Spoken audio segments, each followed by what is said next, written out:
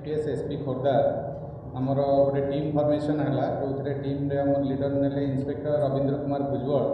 IIC टांगी PS और सहित आम स्टाफ भी रहिले बसंत बेहेरा प्रमंजन बेहेरा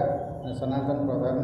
एम सब रहिले जो थे कि आम इनफर्मेशन पाई गोटे रेडिंग है रेडिंग टाइम आम can manage to apprehended 3 person से ना हूँ आकाश सेठी जहाँ घर होमर industrial Khordha area then Sheikh Ashraf आउ गोटे तार घर होमर बालेश्वर आउ 88 रंजन माझी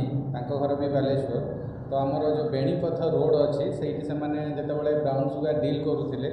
तो से पुलिस अप्रेहेंड करथिला पाखर ऑल टोटाल आमर 500 ग्राम्स ब्राउन सुगर मिलला एवं ता सहित कैश 70,000 गोटे आमर केटीएम मोटरसाइकल आ गोटे बोलेरो गाड़ी आउ किछि गोल्ड ऑर्नामेंट्स भी से आनी जितेबाला डेलीवर करेंगे से भी यूटिलाइज करते तो ऑल टोटाल सब फॉर्मालिटीज आमर करागला in presence of executive magistrate and official witnesses आज से आम कोर्ट प्रोडक्शन करूँ with all the seizure articles